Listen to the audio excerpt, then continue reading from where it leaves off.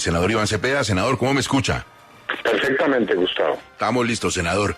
Bueno, senador, ¿qué viene ahora? ¿En qué estado queda nuestra conversación como país con el ELN después de lo de la liberación de Luis Manuel Díaz? ¿Cuál es el estado de la cuestión en este momento, senador?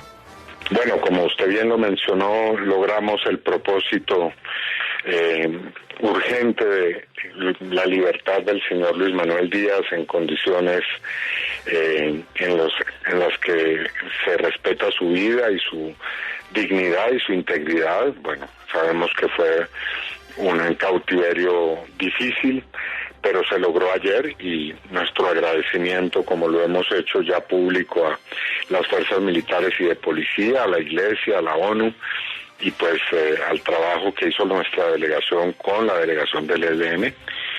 Y ahora viene una discusión intensa en la mesa sobre este asunto, el secuestro, cómo ponerle punto final a esa práctica por parte del ELN, cómo hacer para que cuanto antes queden libres también otras personas que tiene este grupo en su poder, e igualmente cómo podemos avanzar si es que el tema es que el secuestro es un método de financiación hacia el final del conflicto, porque solamente en esa condición, en la condición de poner punto final al conflicto armado y de tener la garantía de que eso va a ocurrir, sería posible abocar este asunto, puesto que el Estado ni el gobierno estaría dispuesto a financiar una organización que en cualquier momento decida retomar el conflicto armado y por lo tanto haberse beneficiado y haberse fortalecido con recursos del Estado. Eso no cabe dentro de las posibilidades. Ahora, senador, sí existe la viabilidad, que a veces ha sido tan difícil como planteaba el señor ministro del Interior, de que del extranjero le giren dineros al ELN. ¿No pone eso una traba más? No creo que sea tan fácil. Depende de para qué sea. La comunidad internacional y sus instancias han financiado programas de reincorporación en Colombia.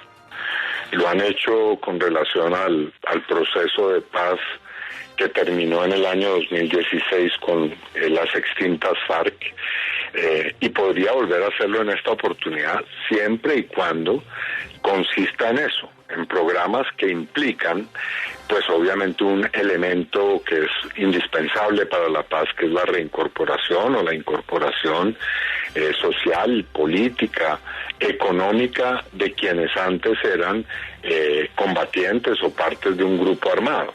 Eso cabe, por supuesto, dentro de un proceso de paz. Lo que sí no sería posible, y en eso creo que hay total claridad, es que la comunidad internacional, los países que están en este momento participando en este proceso, pues lleguen a sus gobiernos a decirles que van a financiar a un grupo que sigue en armas. Eso no cabe dentro de ninguna posibilidad. Senador, uno no entiende, digamos, uno dice, ¿cómo así que secuestraron a este señor? Eso pues suena desde cualquier óptica una bobada infinita. ¿Qué teoría tienen ustedes? No sé, cuando han hablado con el ELN, con ya un poquito como con la calma del tiempo, ¿qué teoría tienen? En La Guajira lo que dicen es que hay unos grupos delincuenciales, entre otros el Tren de Aragua, que secuestran a la gente y luego la terminan vendiendo o negociando al ELN y a otros grupos de más estatus. No sé si ustedes tienen alguna teoría al respecto. Bueno, hay varias hipótesis.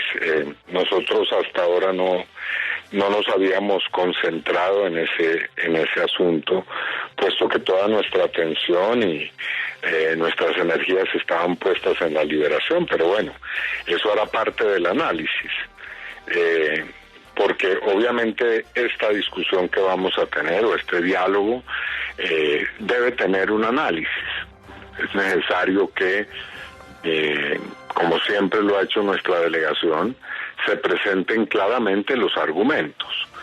Y uno de esos argumentos, a todas luces, es que la sociedad colombiana, no el gobierno, no la delegación del gobierno, sino la sociedad colombiana, ha llegado a un punto límite con relación a esta clase de prácticas. Y no me refiero solamente al secuestro, Las comunidades en muchos territorios del país están viviendo en condiciones realmente muy difíciles por efecto de los enfrentamientos entre grupos armados, la implantación de minas, los enfrentamientos en pleno casco urbano, el secuestro, el asesinato de líderes sociales, de personas que han firmado la paz. Todos esos asuntos ha llegado la hora de resolverlos, de ponerles fin, y eso es posible si se emprende el camino definitivo de la terminación del conflicto y la construcción de la paz.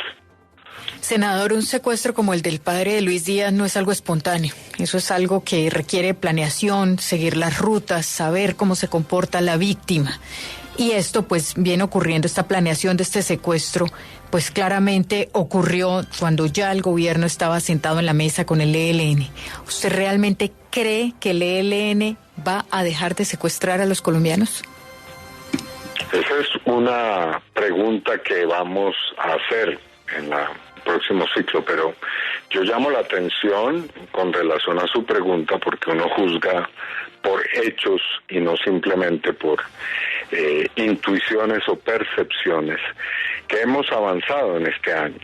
Hemos logrado un cese al fuego en el que sí se ha presentado pues hechos como los que estamos comentando, pero también hay que decirlo, que se ha respetado con relación a los enfrentamientos que han bajado sensiblemente entre las fuerzas militares y de policía y el ELN.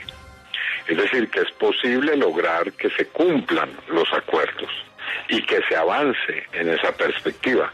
No sobre los deseos, no sobre las ganas que todos tenemos de que esto termine, sino juzgando a partir de los resultados. Y en eso es que queremos nosotros ver también cómo podemos avanzar con relación a estos asuntos que estamos en este momento dialogando.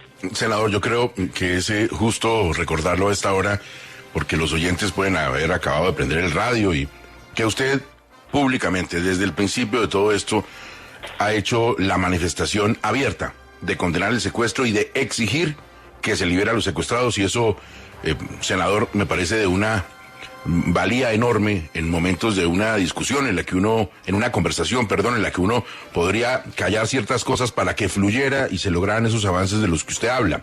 Pero le quiero preguntar algo muy concreto que tiene que ver con lo que muchos opinadores plantean, entre ellos Ariel Ávila, que es una persona, digamos, muy cercana a los proyectos del gobierno, que de pronto el consejero no tiene hoy el músculo para adelantar estos procesos, tantas cosas al tiempo, que se está triplicando, se está cuadruplicando y le está quedando un poquito grande este asunto.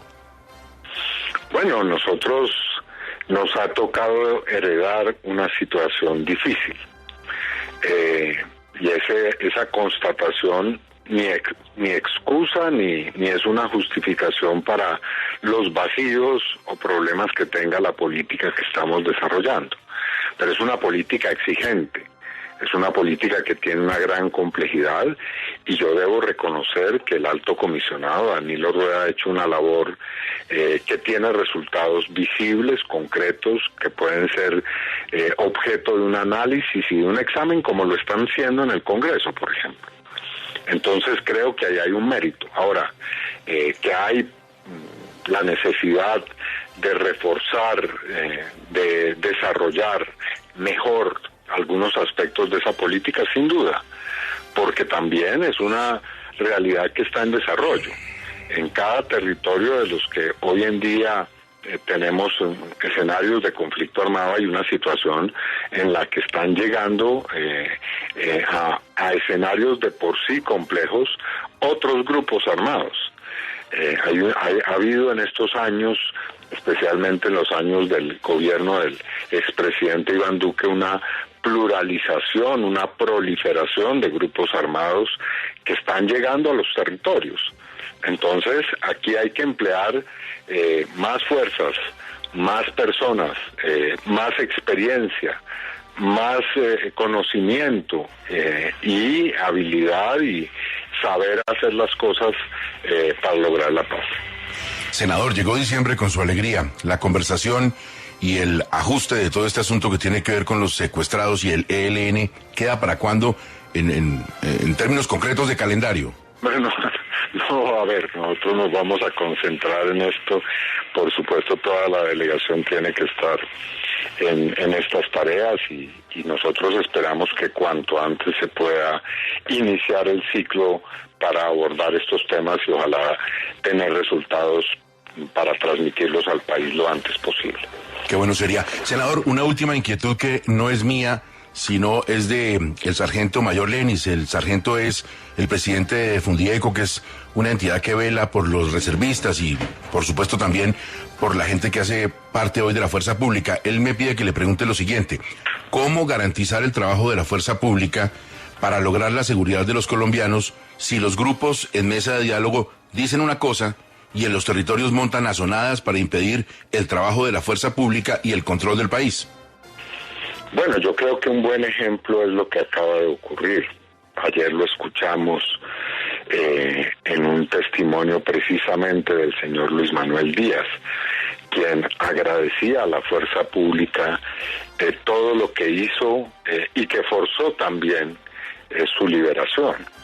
Él dijo claramente que gracias a la presión que ejerció el Gaula, tanto de la policía como del ejército, es que también este grupo accedió rápidamente, pues en medio de todas las dificultades que había, a esta operación de liberación. Así que yo lo que creo es que esa idea de que el ejército, la policía están atados de pies y manos, pues es francamente falsa y que no revela lo que está ocurriendo en muchos territorios. Aquí todos los días los miembros de la fuerza pública están actuando y hay muchos ejemplos que pueden ilustrar este asunto. Senador, como siempre, muchas gracias y confiamos en los buenos oficios de usted y de otros miembros de la Comisión de Negociación con la Guerrilla, a ver si logramos el regreso de esos secuestrados. Muy amable, senador. Buen puente para usted.